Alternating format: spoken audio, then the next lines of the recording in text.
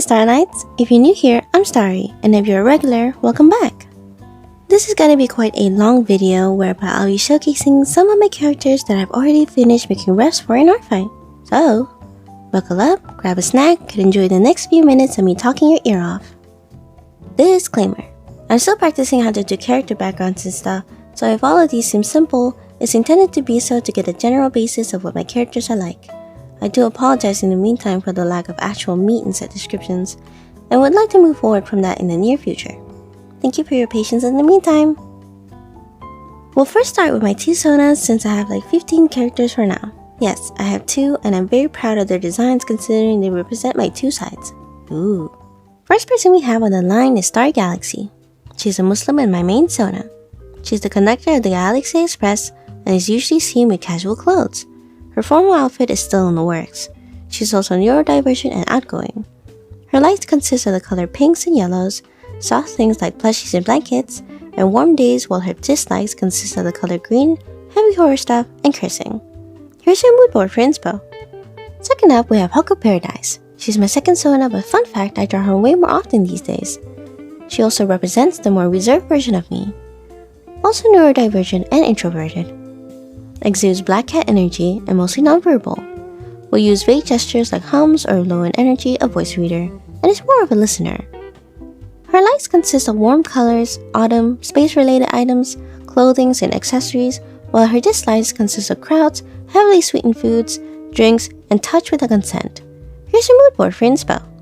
Thirdly, we have Naia Binti Faraq, who's the elder sister of two siblings, frequently bullied since young, and is very empathetic towards others except herself.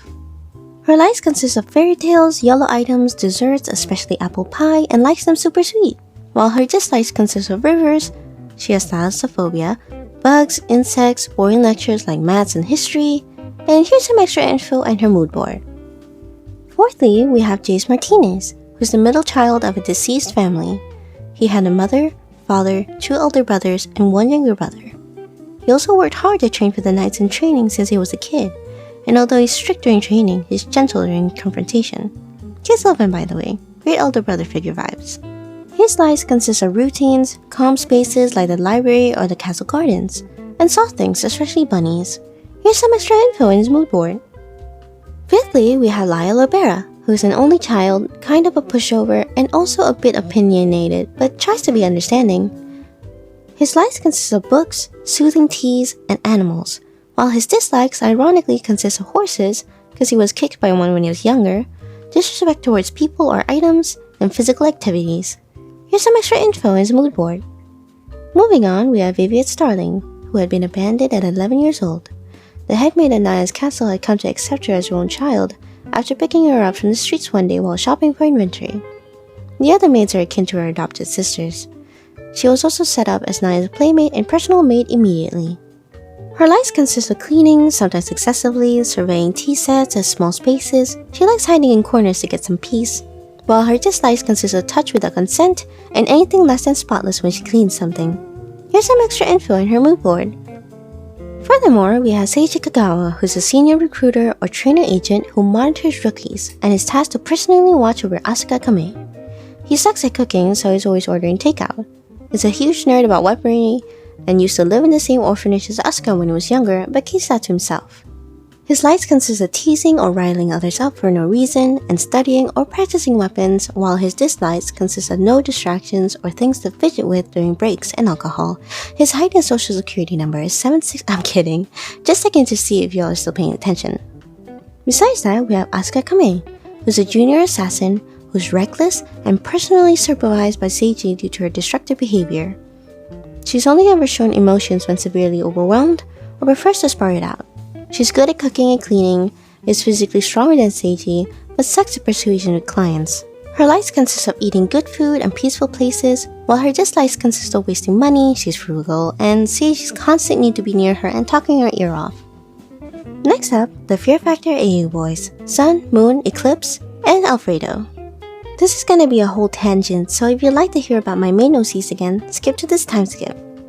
Well, these are my versions of the FNAF Daycare attendants anyways, and the only change that I had in this AU was that YN is afraid of mascots and animatronics, while the daycare attendants were only slightly affected by the virus, but of course it'll get worse over time, or maybe it'll be resolved. Even as the author, I do not know what will happen. It's a romance story built on fear and trust, and you can read it on AO3 if you like. But I wanted to also tell y'all that I might have the story on a long hiatus and or discontinue it due to not having the same passion I had about 3 years ago.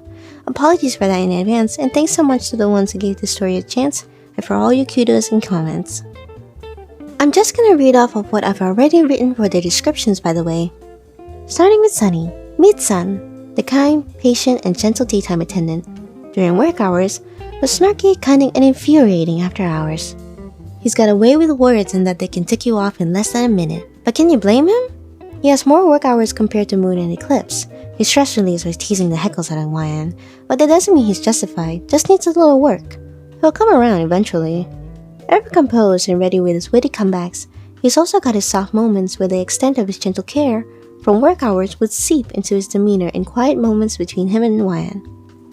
It's subtle, but blink and he's back to giving assistance. He has more self-restraint in the beginning, but gradually...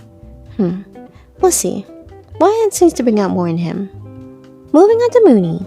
Meet Moon, the nighttime attendant who tends to the young for nap time and bedtime stories yet lurks in the shadows. Mischievous grin forever present like the Cheshire Cat, ready to strike at any moment or play a little trick or two. Whether they're harmful or not, well, that's another matter to discuss later. This gremlin is also not much of a talker, but an excellent listener, due to how he uses gentle touches and few words to soothe YN. Though lacking in understanding personal space, he does try to uphold that part as best as he can, likes heights, and makes sure to drag YN into his silly shenanigans any chance he gets.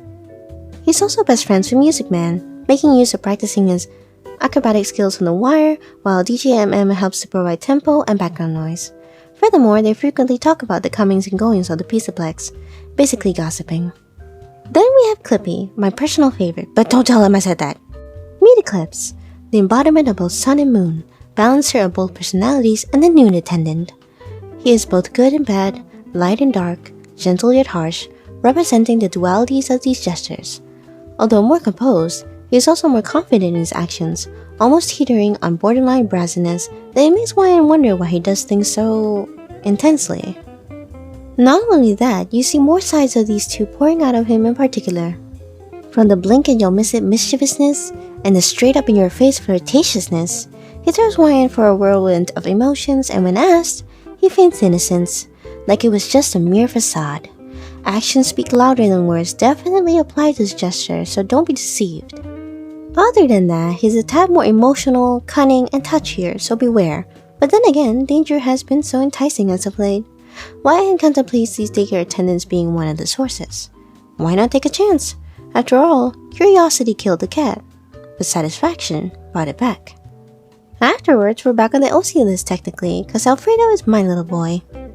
Meet Alfredo, the ever-busy head chef bot who takes care of the food court of the Pizzaplex and one of the love interests. His main job is to take care of quality and correct errors in food packages or general servings.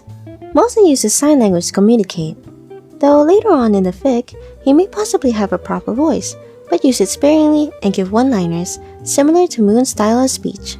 He also prefers hugs and hat pats or high fives.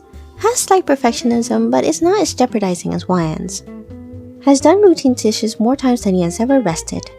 In fact, he's never rested and will later on understand what it means to take time for himself and experiment more with his cooking expertise, especially when it comes to making YN's favorite dishes.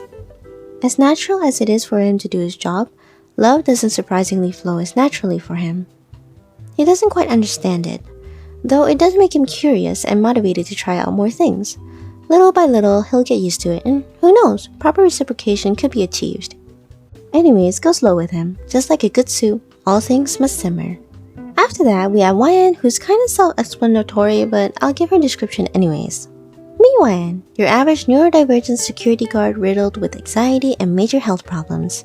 As a college student and part-time worker, it's essential to her that she showcase the utmost hardworking mass she can muster, and although not always vigilant about her own health, she does try to make up for it by having patience, loyalty, and several cans of energy drinks.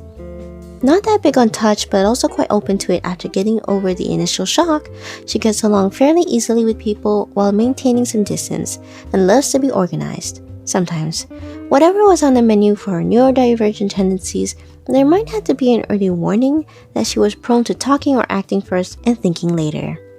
As this AU suggests, she's scared to death at the thought of mascots and animatronics alike, but soon enough she'll have to face her fears and get over them too. But the instructions didn't include falling in love with them, did they?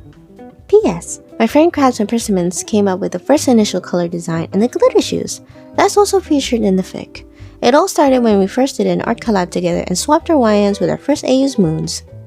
Oh, and I want to do an honorable mention of my other side character OCs like Miss Delilah, Miss Betty, the kids as well who are in the story in order, Charlie, Colton, and Hannah.